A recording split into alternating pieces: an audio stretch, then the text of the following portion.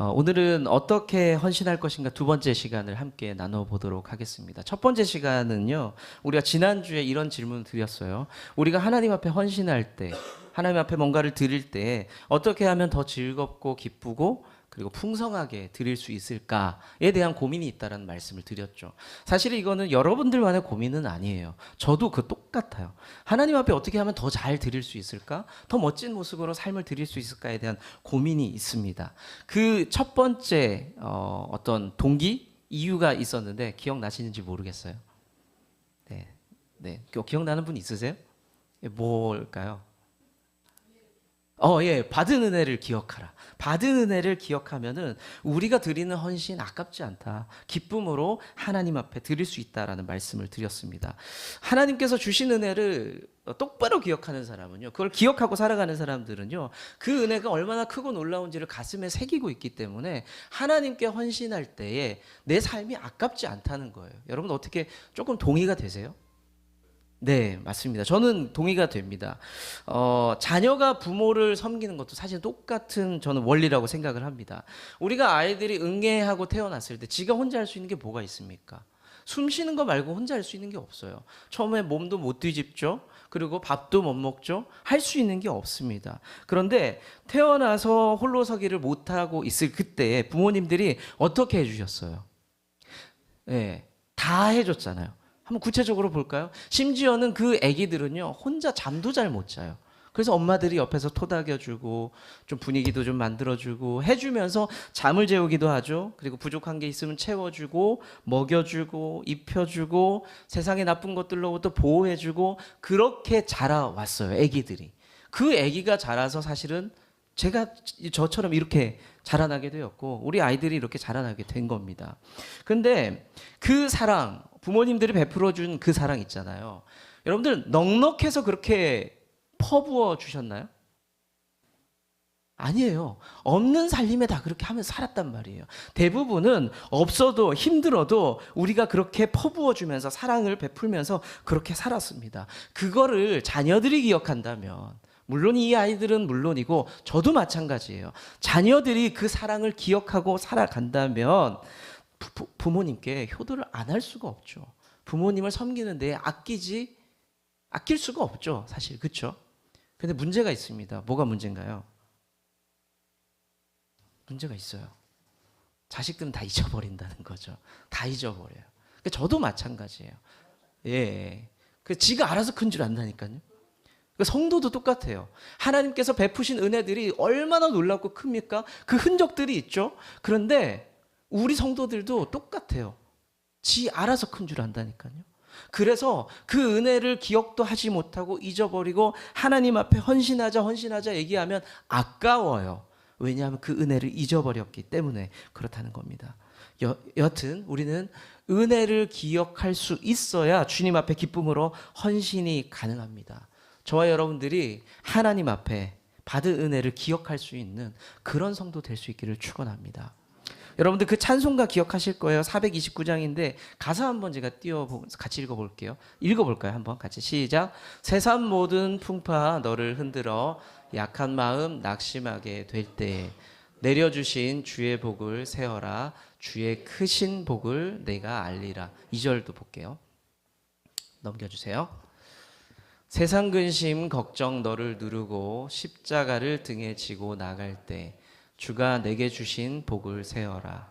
두려움 없이 항상 찬송하리라. 3절 세상 권세에 너의 앞길 막을 때 주만 믿고 낙심하지 말아라. 천사들이 너를 보호하리니 염려 없이 앞만 보고 나가라. 후렴입니다. 받은 복을 세어 보아라. 크신 복을 네가 알리라. 받은 복을 세어 보아라.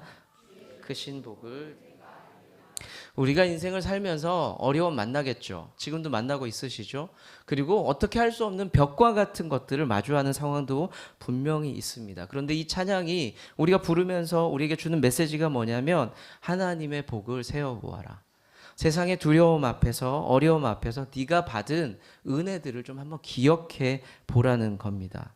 그러면 우리가 은혜 받은 은혜 받은 사람인 것을 알고, 아, 옛날에 그렇게 어려웠는데 힘들었는데 내가 은혜 입었었지, 그래서 그 어려움들을 잘 넘어갈 수 있었어 라고 하면서 그 은혜들을 기억해 보라라고 이야기하고 있습니다. 우리가 그 은혜를 기억할 때 어려움들을 또 넘어갈 수가 있습니다. 우리가 우리 모두가 좀 그 은혜 까먹지 말고, 제발 까먹지 말고 하나님 앞에 삶을 좀 내어드릴 수 있는 그런 성도 될 수 있다면 참 좋겠어요. 그러면 오늘은요, 어떻게 헌신할 수 있을까 두 번째 이야기 나눠볼게요. 첫 번째는 바로 은혜 잊지 말자 이야기였고요. 두 번째는요, 하나님의 뜻과 계획들을 좀 생각해보고 좀 기억해보자, 이것도 좀 가져보자라는 겁니다. 저는 우리 좋은나무교회 성도님들이 헌신에 대한 이야기들을 할 때 거부하거나 회피하거나 도망 다니는 분들은 아니라고 생각을 해요.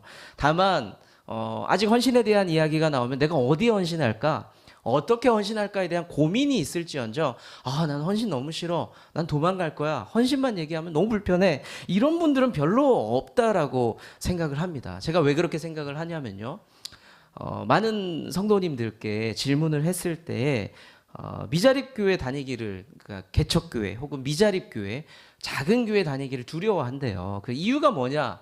그 이유가 뭘까요? 여러분들은 뭐, 난 잘 모르겠는데 생각할 수 있지만, 여러분들의 입장에서 한번 생각을 해보세요. 그 사람들의 입장에서 왜 사람들이 개척교회, 작은 교회 오기 싫어할 것 같아요?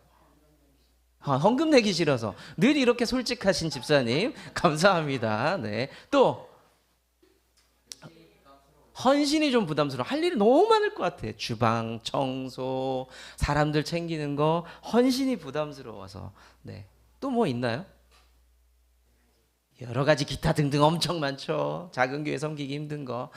그런데 많은 분들이 이런 이야기를 했다고 해요. 작은 교회, 개척교회 가면요, 일이 많잖아요 라고 얘기를 한답니다. 부담스럽대요. 그래서 작은 교회 가면 저는 부담스러워요. 그리고 목사님이 나만 쳐다보는 것 같아서 부담스러워요. 목사님이 자꾸 연락이 와요. 뭐 이런 거. 네, 이런 부담이 있다고 합니다. 여러분들, 근데 목회자가 여러분들에게 연락을 하면은 많이 불편하세요? 아니지, 그치, 그쵸.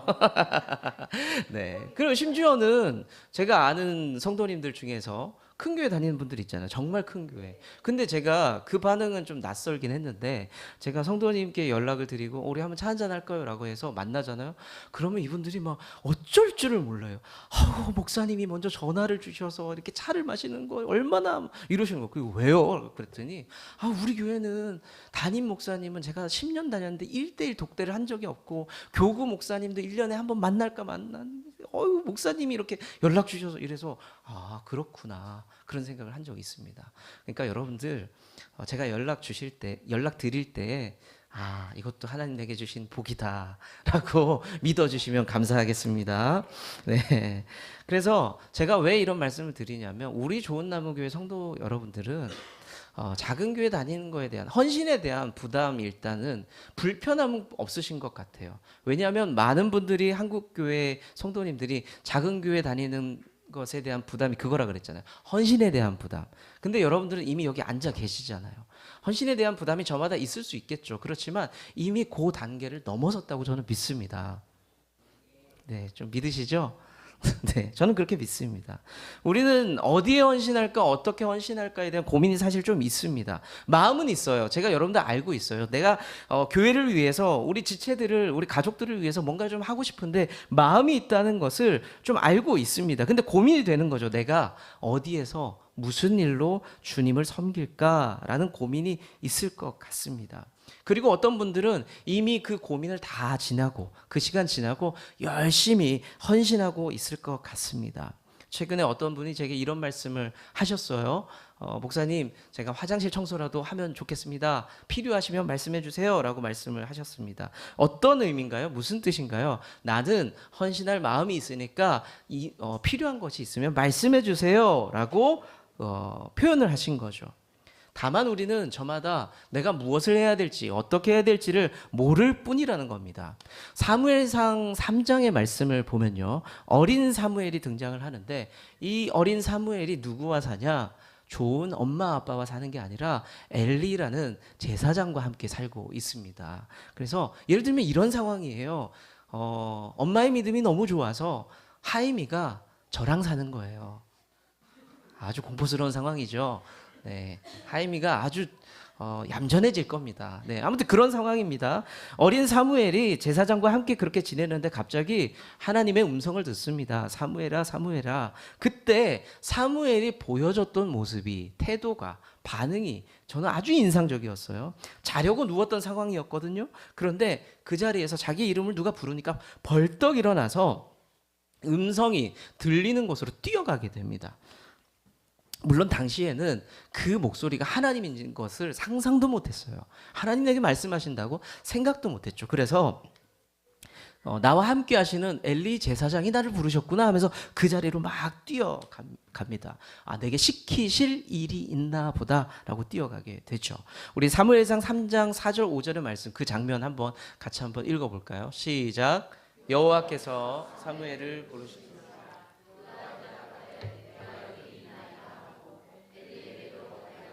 이르되 당신이 나를 부르셨기로 내가 여기 있나이다 하니 그가 이르되 나는 부르지 아니하였으니 다시 누우라 하는지라 그가 가서 누웠더니. 아멘. 어린 사무엘의 모습을 보세요. 누웠다가 벌떡 일어나죠. 이 말이 무슨 뜻이에요? 헌신의 마음이 있었다는 겁니다. 헌신의 마음이. 제가 여러분들에게 전화를 드렸어요. 집사님 좀 뵐까요? 라고 말씀을 드릴 때 반응하는 모습이 있을 거 아니에요. 목사님 언제 어디서 뵐까요? 장소 잡아주세요. 아니면 제가 여기 잡을 테니까 목사님 이때 괜찮으세요? 이렇게 얘기하는 분이 있을 수 있죠. 그러면 이분은 무슨 마음을 갖고 있는 거예요? 저를 향해서 만나고 싶다. 만나고 싶다. 근데 어떤 분이 이렇게 표현하면 제가 상황 봐서요. 다음에 기회. 예, 이남희 지사님 깜짝 놀라시네요. 네, 다음에 기회를 좀 한번 볼까요? 이 말은 무슨 말이에요? 나는 최소한 너는 지금 우선순위가 아니야 라는 의미를 사실 갖고 있는 거예요. 근데 사무엘이 보여준 모습은 누워 있다가 벌떡 일어났잖아요. 여러분들 누워 있을 때 일어나는 게 쉽습니까? 여러분들 가끔 그럴 때 없으세요? 누워 있을 때 애매하게 화장실 가고 싶은 마음. 여러분들 그때 무슨 마음이 들어요? 이걸 아침까지 참을 수 있을까에 대한 마음이 좀 들지 않으세요? 저만 이런 리얼한 상황들을 생각해 보나요? 누웠을 때 종종 그런 생각을 합니다. 요거 아침까지 버틸 수 있으면 그냥 자고 싶은데 일어나기 싫어 이런 생각을 하죠. 그리고 여러분들 또 애매하게 목마를 때가 있어. 일어나 냉장고로 가 말어. 누웠을 때가 그래요. 누웠을 때가. 그런데 여러분들 누웠을 때 벌떡 일어난다는 것은 무슨 마음이에요? 헌신의 마음. 내가 거기에 깊은 마음이 있다는 겁니다. 여러분들 연애할 때 밤에 누웠어요. 그런데 여자친구가 자기야 나 잠깐 지나가다가 들렸어. 집 앞인데 라고 말할 때 남자친구 나 누웠는데 라고 말하는 순간 여자 입장에서 어떤 마음이 들까요?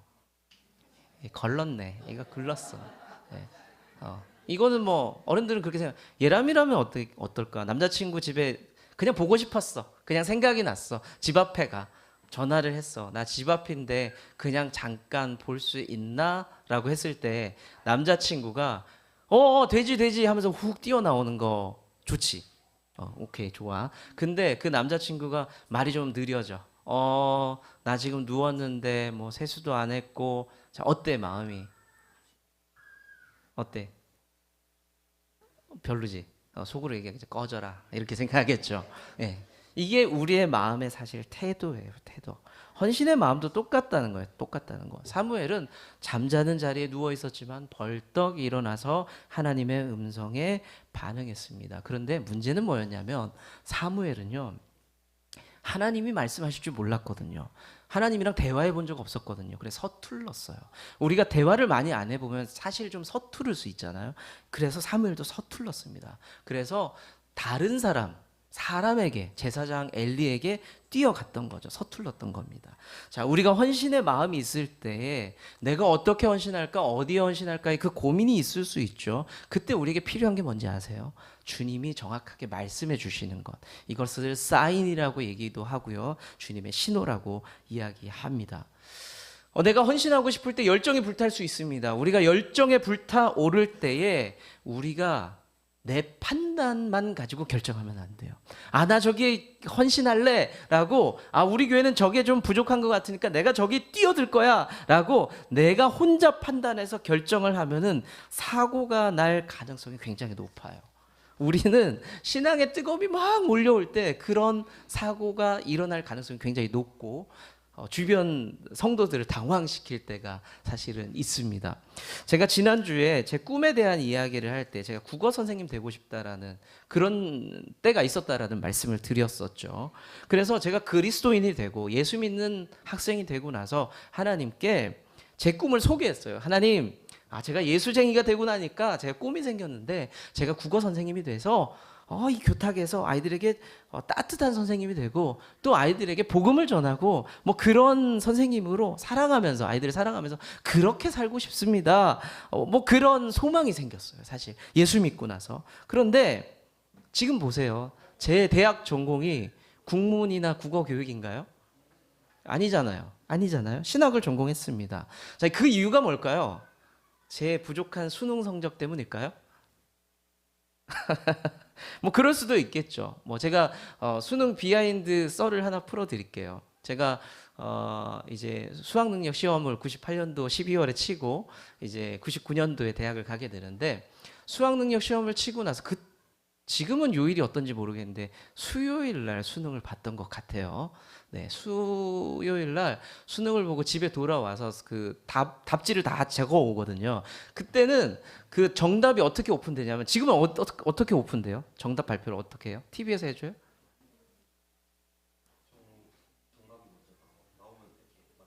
정답이 어떻게 오픈이 어디로 나와요? 인터넷에 나오죠. 저는 그때 전화로 확인을 했습니다.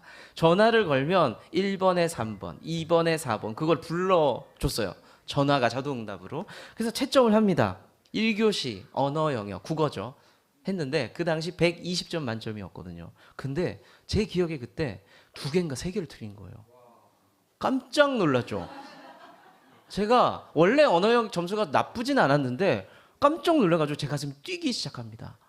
그러면서 수학을 그 다음에 했는데 수학은 정말 바닥이었거든요. 80점 만점에 20점 아니면 30점. 여러분들 A 할 수 있지만 문과에서 수학은 굉장히 이거 노멀한 점수예요. 예, 20점 30점이 아니에요? 다 점수 한번 깔까요? 그러면 네, 노멀한 점수였어요. 그런데 제가 그때 수학을 채점을 하는데 역시나 비가 내리고 있는데 그 와중에 점수가 40점이 나온 거예요. 제 가슴이 뛰기 시작하는 거예요. 왜 뛰는지 아세요? 다른 대학 갈까? 네, 신학대학 가지 말고 그래 한번 선생님으로 살아보는 거야. 우리 어머니가 좋아하실 거야. 막 그런 꿈을 꾸면서 채점을 하는데 평소에 애지간히 남았던 사회탐구 영역이 갑자기 비가 막 내리는 겁니다. 그래서 에이 신학대학 가자 신학대학 가자 하면서 금방 꿈을 접었던 기억이 있습니다. 제가 사실 점수가 좋지 않아서 못 간 것도 있겠죠. 그렇지만 제가 결정적으로 국어가 아니라 신학이 제 전공이 된 이유는 따로 있습니다. 뭐냐면 주님이 명확하게 말씀해 주셨던 사인이 있기 때문입니다. 하나님 제가 학부 때는 다른 거 좀 하다가 대학원 때 신학해서 그렇게 해서 목회자 해도 되지 않을까요? 그때 주님이 한 번 또 막으세요. 아니 너 신앙생활 늦게 했잖아. 학부 때부터 시작해. 너 교회밥을 더 먹어야 돼. 더 굴러봐. 이런 부담을 계속 주셨어요. 그래서 제가 학부 때부터 대학부터 신학을 공부하고 달려오기 시작을 합니다. 하나님께서 제게 원하시는 것이 무엇인지 명확하게 말씀해 주셨고 들렸기 때문에 제가 다른 길로 빠지지 않았던 거죠. 제가 어떻게 할까? 제가 무엇을 할까? 사명의 열정이 있었습니다. 그때 하나님의 신호가 있었어요. 너 이거 해. 너 열정 있다. 근데 그 열정 가지고 너 이거 해 라고 말씀하셨기 때문에 제 삶을 던질 수 있었어요. 주님 앞에 헌신할 수 있었습니다. 여러분들 한 사람 더 볼게요. 모세 잘 아시죠? 모세를 볼게요. 우리가 너무나 잘 알듯이 아기 모세는요 핍박 때문에 버림을 당하게 됩니다. 그런데 하나님께서 도우셔서 그 모세가 물가에 떠내려갔지만 익사하지 않고 죽지 않고 당시 이집트 공주의 손에 건짐을 당하죠. 그래서 양자가 되어서 이집트 왕자, 우리가 흔히 얘기하는 이집트 왕자로 살아가게 됩니다. 그런데 어느 날 자기가 누군지 알았어요. 자기 출생을 비밀을 알게 되죠. 자기 정체성을 확인하고 갈등하고 힘들어합니다. 막 갈팡질팡하죠. 나 어떻게 살아야 되지? 이때 일어난 일이 뭐냐? 이때 일어난 일. 사실은 내가 누군지를 알면서 갈팡질팡하면서 모세 안에는 자기 민족을 향한 열정이 막 일어났어요. 아, 우리 민족을 사랑하는 마음들도 일어나게 됐습니다. 그러면서 생긴 일이 뭐냐면 살인이에요. 누군가를 죽이게 됩니다. 자신의 동족을 너무 사랑하다 보니까 내 동족들이 이 땅에서 보니까 다 노예로 살고 있는 거예요. 막 혼나고 맞고 있고 노동 착취를 당하고 너무 화가 나는 거예요. 내 민족인데 이제 보는 눈이 달라진 거죠. 손이 불끈 쥐어진 겁니다. 그러다가 결국엔 사고를 쳐서 사람을 죽이게 됩니다. 감정이 그렇게 이끌어 준 거예요. 그 사람을 그렇게 이끌어 간 겁니다. 열정만 충만했어요. 그래서 살인을 저지르게 되고 도망자가 됩니다. 우리가 열정만 가득하게 될 때 이런 실수할 수 있어요. 하나님의 일이 망가질 수 있어요. 오히려 망가질 수가 있습니다. 내 계획대로 내 욕구대로 저거야 라고 꽂혀서 덤비게 되면 우리는 어려운 일을 당할 수도 있다는 것을 알아야 됩니다. 그런데요, 세월이 지납니다. 모세도 그런 실수했잖아요. 우리도 할 수 있어요. 그런데 세월이 지나고 나서 하나님께서 광야에 있는 모세를 다시 부르십니다. 양치기 모세를 다시 부르세요. 모세를 불러서 한 나무 앞에 세우십니다. 근데 그 나무가 그냥 나무가 아니에요. 불이 타고 있어요. 그런데 불이 타면 까맣게 재가 돼야 되잖아요. 불만 타요. 나무는 그대로 있고 이상하죠? 그래서 모세가 그 앞에 주목하게 됩니다. 그러면서 하나님과 대화가 시작이 되죠. 근데 하나님께서 모세에게 뭐라고 말씀하시냐면 네가 이제부터 네 혈기 내가 옛날에 잘 봤어. 그걸로 사고 쳤지. 이제 네 그 혈기가 다 죽었지. 이제 내 얘기 좀 들어봐라 라고 말씀을 하십니다. 그리고 모세가 이제 어떻게 걸어야 될지, 모세가 어디에 헌신해야 될지 사명과 걸어야 될 길을 선명하게 전달을 해줍니다. 하나님께서 모세를 설득하시죠. 왜냐하면 모세가 자꾸 발을 뺐거든요. 저 못하는데요, 저 안 하는데요. 이 장면이 길게 나옵니다. 그런데 이 장면에서 우리가 주목할 것, 중요한 게 뭐냐면 모세를 집요하게 설득하는 하나님이냐, 주목할 것이 그것이 아니면 도망 다니는 모세의 고집이냐, 그런 것이 아니라 하나님께서 모세에게 네가 뭐를 해야 돼 라고 정확하게 알려주고 있다는 걸 봐야 돼요. 모세가 가야 될 길을 알려주고 있다는 걸 볼 필요가 있습니다. 출애굽기 3장 10절을 한번 볼게요. 시작. 이제 내가 너를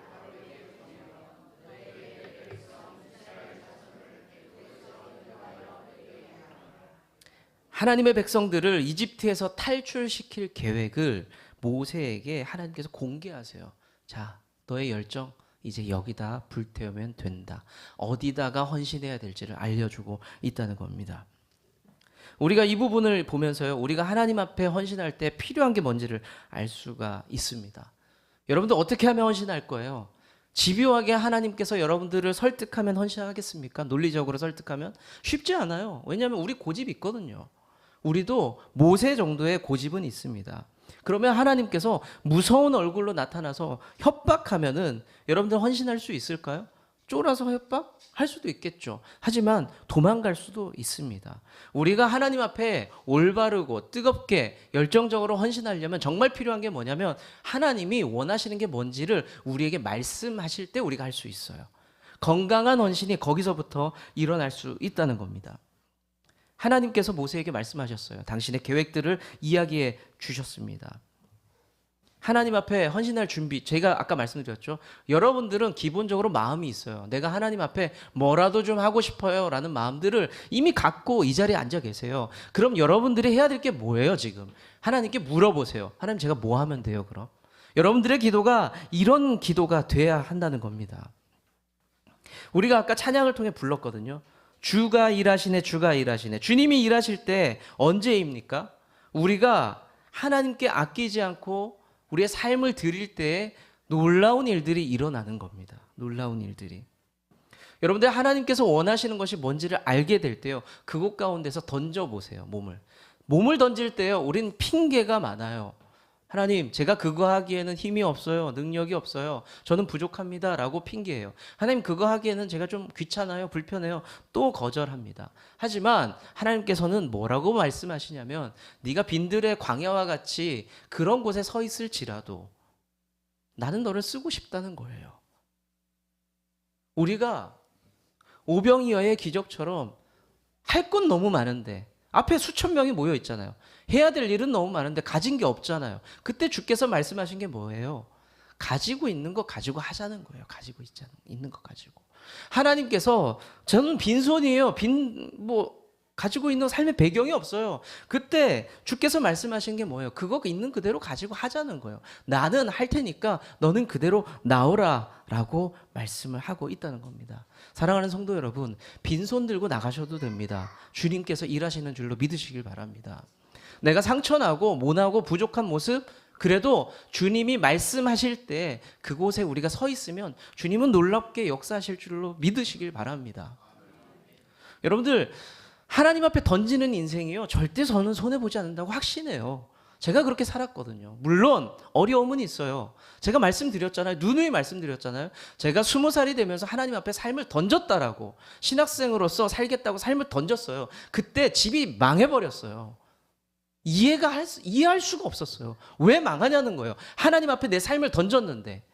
그리고 20대 초반의 청년이 목 늘어난 티셔츠 입고 다니고 신발 벌어지는 거 신고 다니고, 지금 생각해보면 진짜 거지같이 다녔어요. 근데 그 거지 같은 인간한테 천사 같은 이지연이 왔잖아요. 이게 웃자고 하는 얘기가 아니라 말이 안 되잖아요. 여러분들, 자매님들 생각해 보세요. 여기 20대도 있고 결혼 안 하신 자매님들 생각해 보세요. 여러분들 앞에 한 청년이 나타나는데 이 인간이 하얀색 티셔츠를 입었는데 중간에 얼룩도 보이네? 별로잖아요. 신발도 너무 구려. 별로예요. 그 머리도 관리가 안 돼 있어. 여러분들, 그런 형제에게 같이 삶을 던질 수 있어요? 쉽지 않아요. 제가 그랬다니까요. 근데 그 시간이 쭉 지나고 사역자의 삶을 살면서 저는 오히려 지금 20대 때보다 더 나은 컨디션의 삶을 살고 있어요. 하나님의 채우심을 천천히 계속해서 경험했다는 거. 제가 50대 때, 60대 때 어떤 삶을 살지 저는 잘 모르겠어요.